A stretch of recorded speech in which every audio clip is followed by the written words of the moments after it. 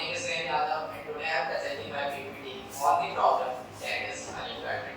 So in this PPT we find the solution of unemployment with the use of AI project cycle. Yes. So in this PPT we find the solution of our problem with the use of AI project cycle. So first of all, before we get started, मैं पहले बता दूं कि मैं AI project cycle से related कुछ questions भी पूछूंगा तुम सभी से क्योंकि ये 9 से ही चल रहा है टॉपिक. तो डोंट वरी, छोटे-मोटे क्वेश्चन नहीं पूछूंगा. तो first of all let's look in stages of AI project cycle. So first of all पहले आता है हमारा प्रॉब्लम स्कोपिंग. सेकंड है हमारा data equation, third data exploration, fourth modelling and fifth evaluation. तो पहला है प्रॉब्लम स्कोपिंग. नाम से ही पता चलता है हमें हमारी जो प्रॉब्लम है उसको स्कोप करना है. बेसिकली इसमें हमारा जो प्रॉब्लम होती है उसके बारे में हम जानते हैं with the help of 4W canvas. तो जो 4W कैनवस है वो है who, what, where and why. तो सबसे पहला जो हमारा ब्लॉक आता है वो है who. So under this block we need to find the stakeholders. तो कोई मुझे बता सकता है कि स्टेक होल्डर्स कौन होते हैं?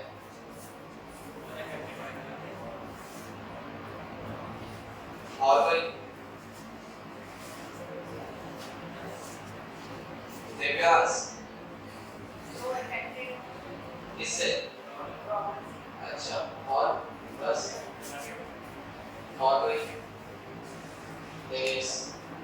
Individuals which are affected by the problems and are benefited by the solution. ठीक है, दिव्यांश ने भी सही बोला कि वो अफेक्टेड तो होते हैं प्रॉब्लम से, पर जो सॉल्यूशन निकलेगा उससे भी बेनिफिटेड होते हैं.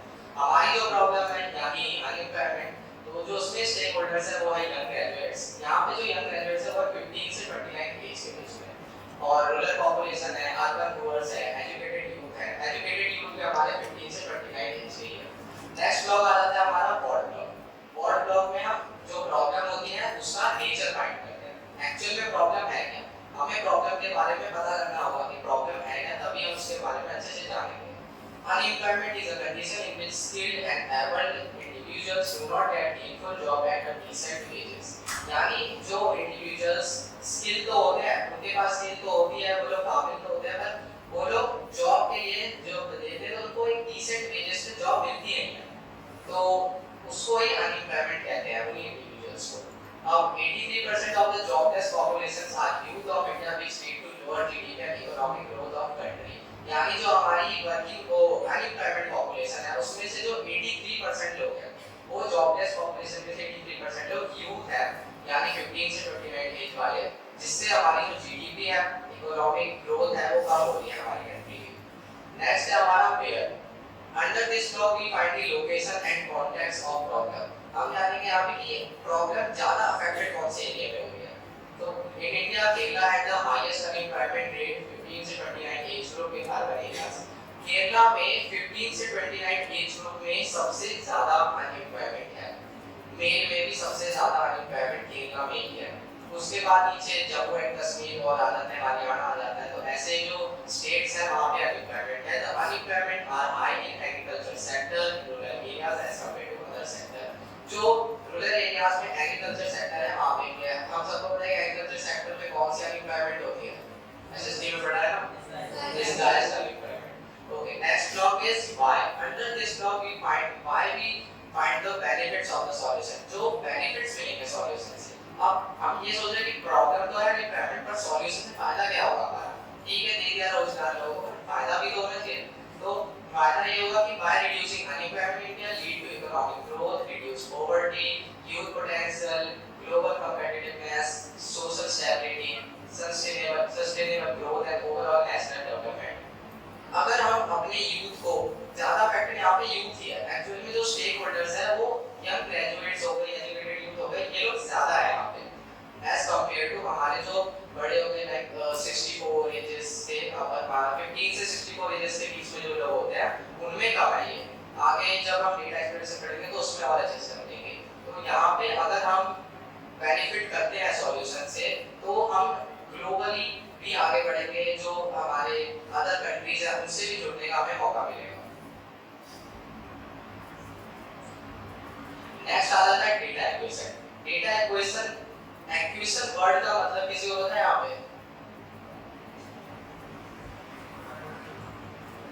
इजी है, पढ़ा है हमने तो कई बार पढ़ा है। और कोई?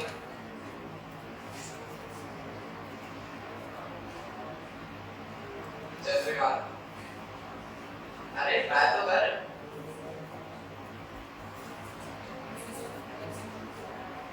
Process of collection of data, okay, और सही है। और कोई एक्विजिशन वर्ड का? ठीक है, उसने सही बोला, कलेक्शन ही होता है किसी चीज को कलेक्ट करना, बट यहाँ पे हम जो करें वो डेटा कलेक्ट है, उसने सही बोला। तो मैंने जो दो डेटा एक्विजिशन प्रोसेस का यूज करा है डेटा कलेक्ट करने के लिए, वो है वेब स्क्रैपिंग और ऑब्जर्वेशन। वेब स्क्रैपिंग में मैंने जो वेब स्क्रैपिंग एक ऐसा प्रोसेस जहाँ पे हम डेटा को अलग-अलग वेबसाइट से, सोशल मीडिया प्लेटफॉर्म से, यूट्यूब से, अलग-अलग चीजों से कलेक्ट करते हैं। तो web scraping I collect many data with the help of web scraping such as unimpacted rate, major affecting areas, types of people यानी कौन से लोग ज्यादा अफेक्टेड हैं। यहाँ पे मैंने पहली बात करी यूथ है, vulnerable groups, major sectors, vulnerable groups में विमेन हो गई, ठीक है, और एससी एसटी कास्ट हो गई, ये सब ज्यादा अफेक्टेड होते हैं।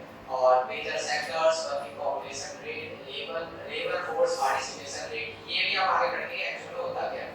मैंने कौन सी वेबसाइट यूज करी है, तो आज जो मैंने वेबसाइट के ऊपर पढ़ेगा सच एज एनएसएसओ, हमने तो पढ़ा है एनएसएसओ, फुल फॉर्म पता है किसी को? बस ठीक है, तो नेशनल सैंपल सर्वे ऑर्गेनाइजेशन, और मोस्टली वेबसाइट है ministry of statistics and programme integration and KLFS है, जहां से मैंने लेबर फोर्स पार्टिसिपेशन रेट लिया, data.gov.in एंड एक्सेट्रा, ऐसी बहुत सारी वेबसाइट्स का मैंने यूज करा है। नेक्स्ट आ जाता है ऑब्जर्वेशन। ऑब्जर्वेशन में बेसिकली मैंने जो डेटा कलेक्ट करा है उसी को थोड़ा और ऑब्जर्व करा है। जैसे ILO, Indian labour organisation report थी, हर साल निकलती है वो, तो उसके रिपोर्ट में उसने रिपोर्ट निकलवा दिया वो इंडिया स्किल रिपोर्ट। आगे उसमें मैंने दे रखा है कि उसमें ग्राफ में डेटा एक्सप्लोरेशन में, तो उससे मैंने और ऑब्जर्व करा, उसको सर्वे जो है मैंने निकाले वो ऑब्जर्व करे, डेटा को कलेक्ट करा अच्छे से, और जो जनरेट बेटर आउटकम निकल सकता था उसको निकाला। नेक्स्ट है डेटा एक्सप्लोरेशन। नाम से ही पता चला डेटा एक्सप्लोरेशन, डेटा को एक्सप्लोर करना अच्छे से। यहाँ पे अनस्ट्रक्चर्ड डेटा को हम एक्सप्लोर करते हैं। फॉर एग्जांपल अगर हम कोई लैपटॉप खरीदते हैं, हम तो ये देख लेते हैं कि हाँ लैपटॉप अच्छे रंग का है, साइज अच्छा है, स्लिम है, हम लोग ये लैपटॉप देख लेते हैं, बट हमें ये भी देखना होगा कि जो लैपटॉप है उसकी रैम कितनी है, ठीक है, प्रोसेसर कौन सा है, ऑपरेटिंग सिस्टम कौन सा है, ये सब चीजें हमें देखनी होती है। तो ये सब हम डेटा एक्सप्लोरेशन में और रिसर्च करते हैं, हमारा वही डेटा जो हमें डेटा एक्विजिशन स्टेज में हमने कलेक्ट करा था। तो it refers to exploring the large data to uncover patterns or trends needed for AI. Second, it is considered to be the first step in data analysis when unstructured data is explored. यानी हम इसी में data को patterns और trends निकालते हैं कि actually हमारे जो पैटर्न क्या बन रहा है, ट्रेंड्स क्या बन रहे हैं। Now we analyze our data such as unemployment rate, working population rate, labor force participation rate with the help of visualization and find all the possible trend relationship and patterns। यानी जो भी हमने unemployment rate निकाले, working population rate निकाली, कितने लोग काम कर रहे हैं, labour force participate rate, actually में कुछ नहीं होता है, जितनी पॉपुलेशन है उसमें से जितने लोग काम कर रहे हैं और कितने ढूंढ रहे हैं। मान उनकी अलग पॉपुलेशन होगी और उनकी अलग होगी जो काम नहीं करते, जैसे हम लोग अभी काम नहीं कर रहे, ठीक है, तो उनकी अलग होगी। तो जो काम ढूंढ रहे हैं और कर रहे हैं, इन दोनों के सम को हम जो हमारी टोटल पॉपुलेशन है उससे डिवाइड करके 200 कर देते हैं, जिससे हमारी लेबर फोर्स पार्टिसिपेशन रेट की जो परसेंटेज है वो निकल आती है। नेक्स्ट है हमारा अनएम्प्लॉयमेंट रेट अमंग यूथ। तो एज यू कैन सी 2000 जब साइन तो उसमें 5.7% था। ये सारा मैंने आईएलओ की रिपोर्ट से ही निकाला है 2024 की। 2012 को 6.2 हुआ, 2019 को इतना ज्यादा परसेंटेज क्यों हुई, कोई बताएगा? कोविड-19, ठीक है। 2022 में ये 12.4% हो गया। तो अगर हम देखें कि 12.4% तो हुआ था वो, लेकिन 2000 में वो सिर्फ 5% था, तो ग्रोथ बहुत ज्यादा बड़ी है ना। ठीक है,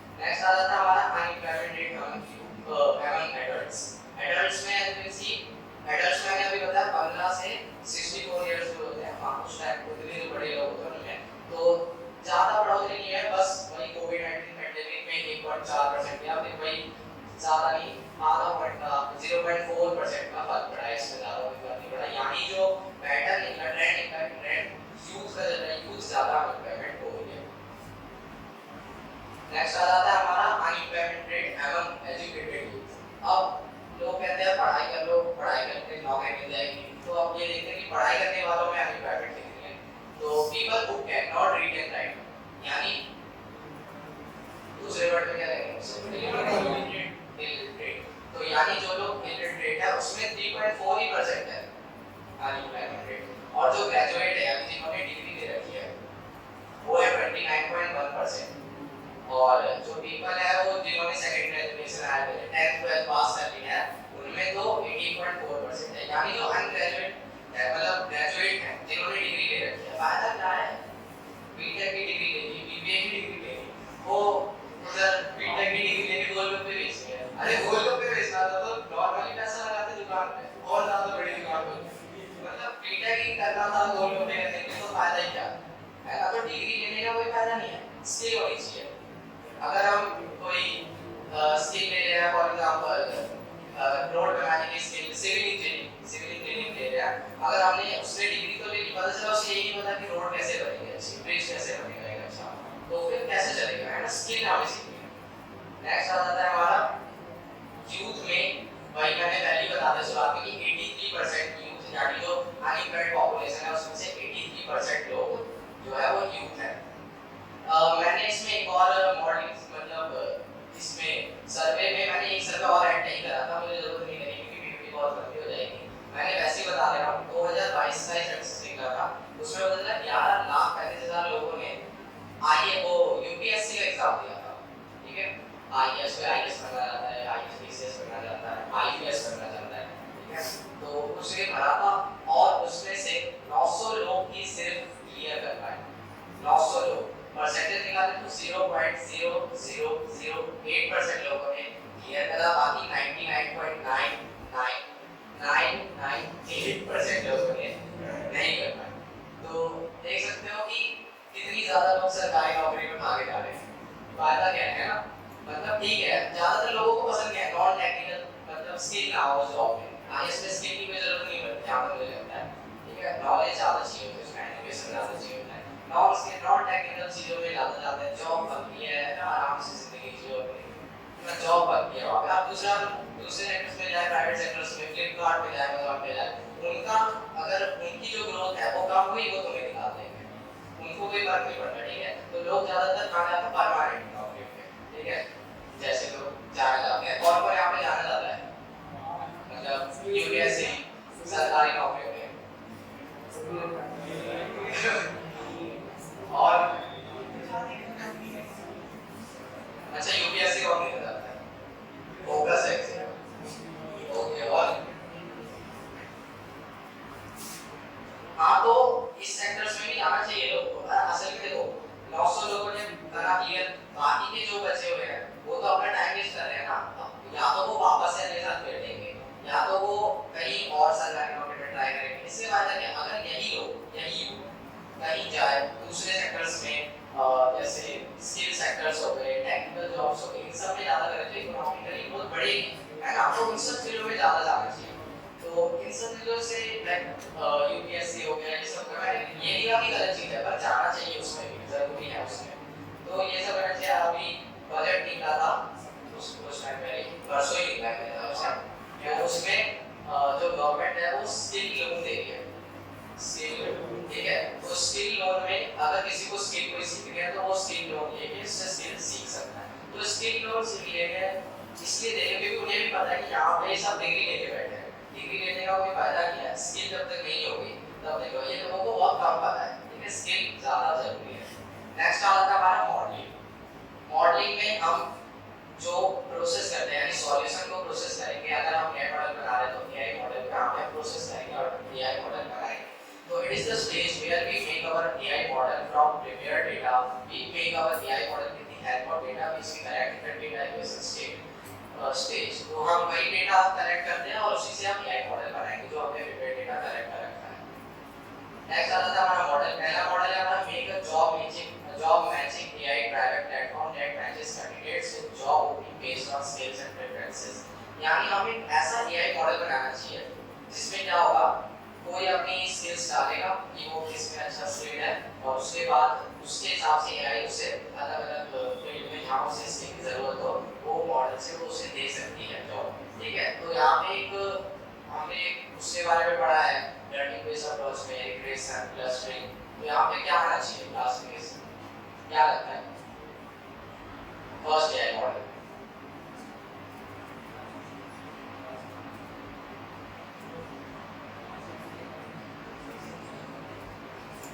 क्या लगता है किसी को?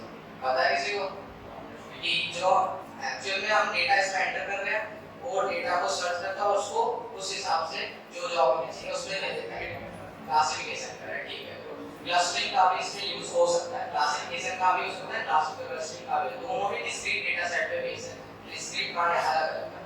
नेक्स्ट आ जाता है हमारा एआई मॉडल। AI model आता है create personalized learning paths using AI to recommend training program based on market demand and people need and people skill। यानी यहाँ पे हम AI का यूज करके लोगों को स्किल बनाएंगे।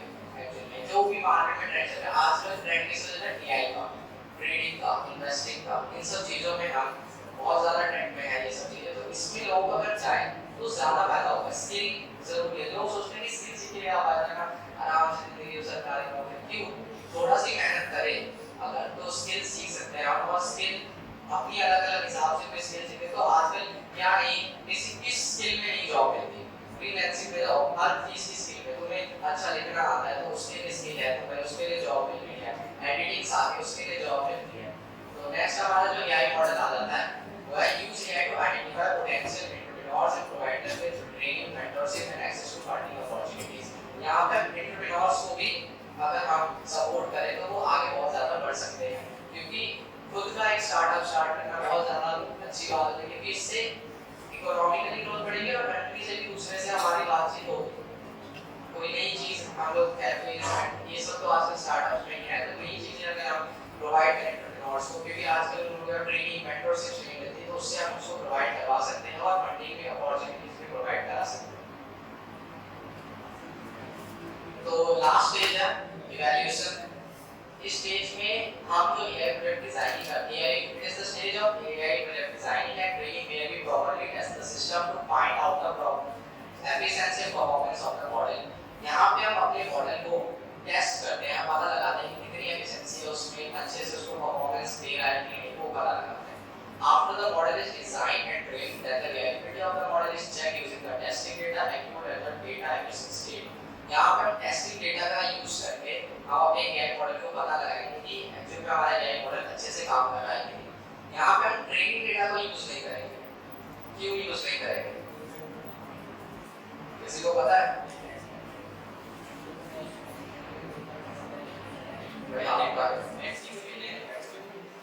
नहीं, ट्रेनिंग डेटा की जो हमने जिस डेटा से ट्रेन करा था ना, वो डेटा आगे पैकेट ये सारे रेट्स जो हमने निकाले हैं, ये सब डेटा से हमने उसे ट्रेन करा था। हमने उसे बताया था कि हाँ ये होता है, जॉब्स कहाँ पे ज़्यादा है, तो हमने क्यों नहीं करना चाहिए? आपने